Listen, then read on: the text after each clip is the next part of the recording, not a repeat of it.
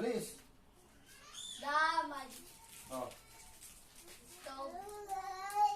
Nasaan na ba tayo? Nandito na eh. Ibig sabihin,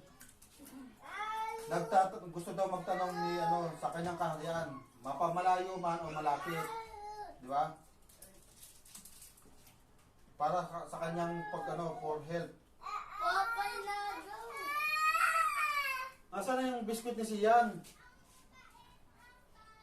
Bigyan mo nga. Wait mo ka naman kasi kinain. Paano tayo matatapos niyan? Papa, Bigyan mo isa. Papa, bigyan mo. Buyong, bigyan mo. Bigyan mo isa. Papa, mubusin mo na yun, oh. Bigyan mo, Buyong. Papunta doon. Kaya doon nga sa kwarto. Papa, doon sa kwarto. Buksan mo. Ito na siya, no. Ayun na, gusto niya. Sige, yan na, palitan mo. Palitan mo, para makapunta na sa kwarto. O, punta na sa kwarto. Mamaya ako na kumuha. O, punta na doon sa kwarto. Doon sa kwarto. O. Ibig sabihin, he would ask kingdoms far and near for help.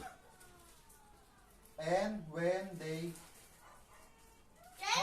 ano to? Here. Ibig sabihin, nangingi daw ng tulong yung hari sa kanyang nasasakupan, sa kanyang kaharian, mapamalayo man o malapit. Oh, basa. About the problem Oh, ibig sabihin tungkol sa kanyang problema. they would answer Oh, this loud.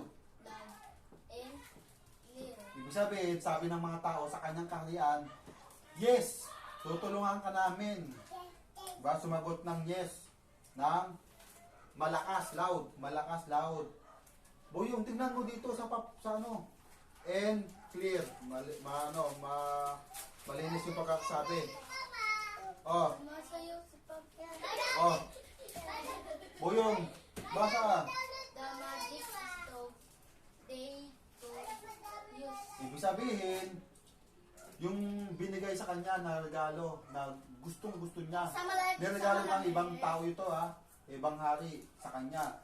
Yung magic stove, di ba? Ginamit daw niya. The magic stove they could use. Oh, basa. To cook. Oh, ibig sabihin, ginamit yung magic stove para magluto. Oh, whatever.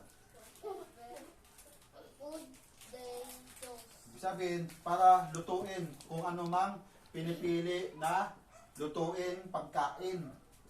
Oh, The stove full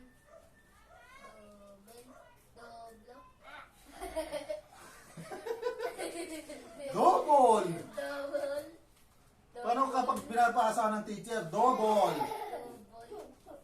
double cookies Cook. cook in it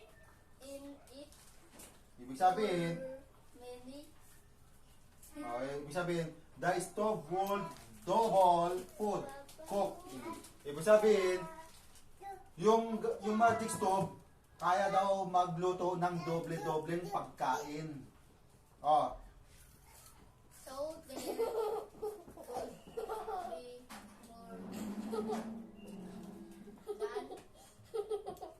than enough. enough. Ibig sabihin, sapat na yun sa kanya. Sapat na yung sa kanya para sa pagkain. Oh,